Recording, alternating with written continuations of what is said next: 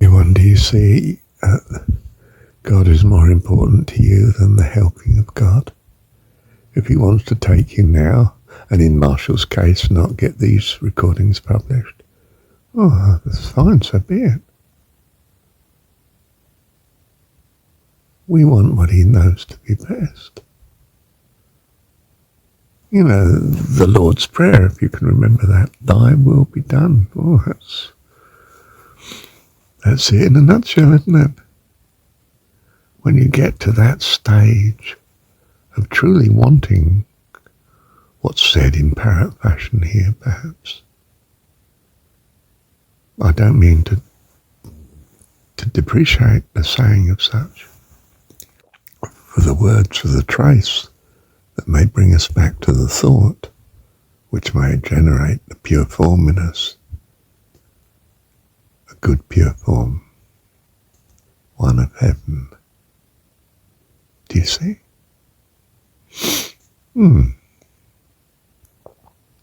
Where was I? Hang on. Yes, so I remind myself here in this recording, we're helping Dad. But he's only having us helping because it's a blessing to us. And if it's a greater blessing to leave now and go to heaven, that's what's right, and that's what he's going to do. How lovely.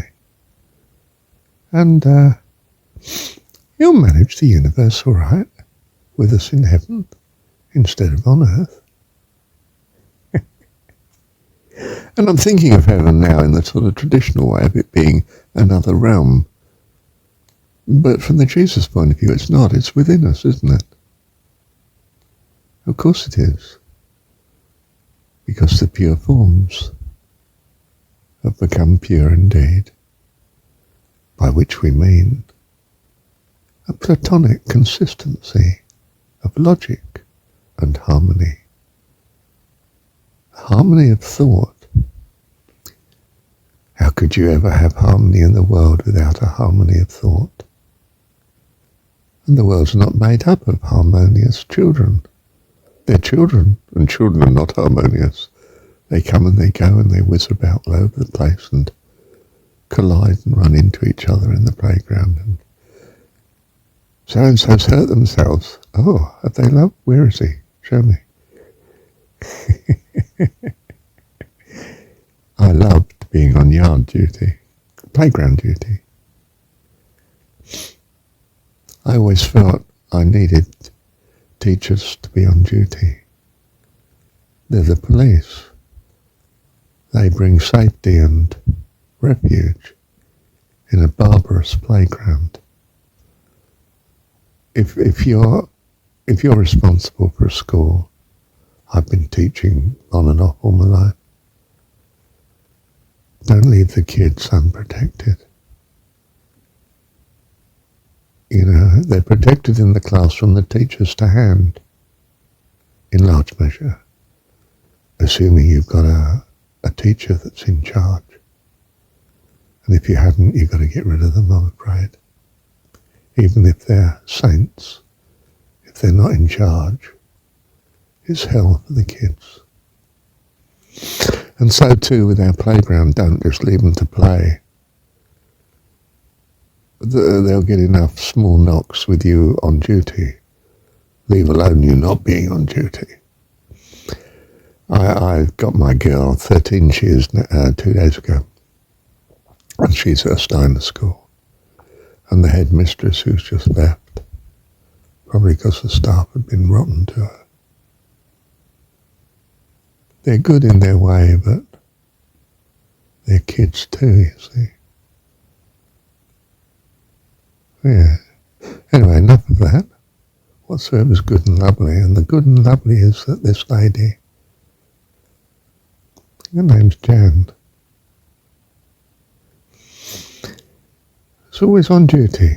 When they come in the morning, she was there to greet them. Small school, I mean, less than 200 kids. She knew them all by name, I think. Marvellous. Oh, she's only been there a little while. A year or so. And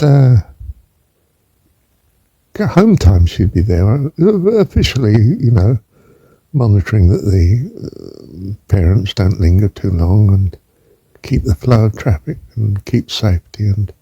But really it's to say good night to the kids. She was loving, you see. Quite simply an aspect of Divine Mother. So Heavenly Dad, isn't it? We are His presence in the world. Isn't that just wonderful? If you're there, God's there. Well, He's there anyway, but you know what I mean, don't you?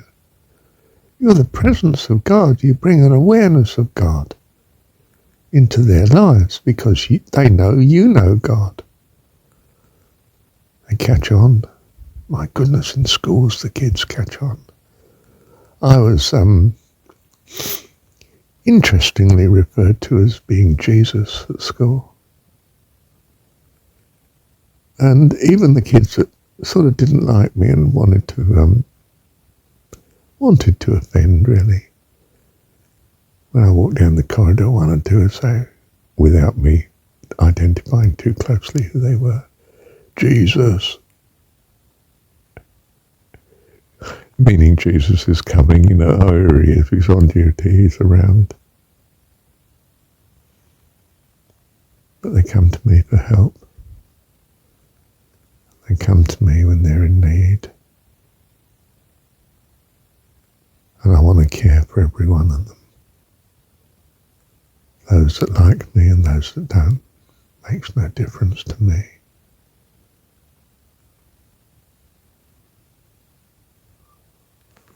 We are the love of God. Dear one, I don't mean you must suffer all the evil people round you, but we are available to them as regards rescue and help and blessing, because they're just kids. Been there, done that, haven't we? Wow. Thank you, Heavenly Dad. My soul longs for you. My soul longs for you. Nothing else will do, Lord. Nothing else will do. My soul longs for you. Even though I have you, Lord, my soul still longs for you. To worship you I live. To worship you I live. I live to worship you. To worship you I live. To worship you I live. I live to worship you. Oh, oh, oh, oh, oh, oh,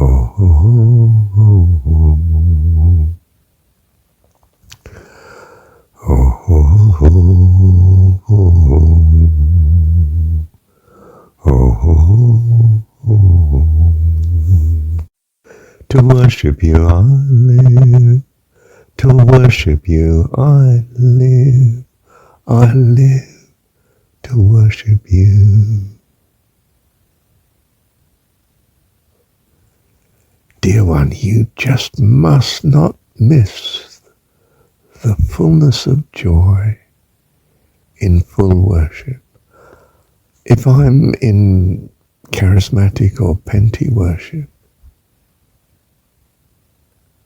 I don't hold with their theology. I hold with their devotion. That's just beautiful to God. And it's such a wonderful thing to be with them in full worship.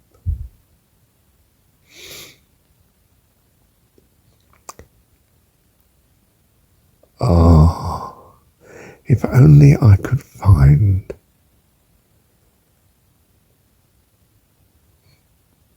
well, mean to say a group that just were devoted to worship, I can then forgive them their theology. And do you know God is like that with us? Of course we've got him wrong. We don't see him as he is. We're kids. We just see as we see. He knows that. Like the good parent, the pure form of the good parent. Loves his kids, loves us.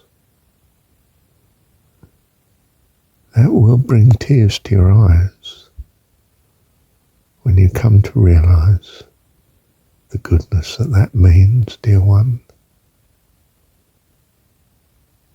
How he loves us. That is the Jesus story, and the rest is rubbish by comparison, dear one. The essence of the story is that our Heavenly Dad loves us.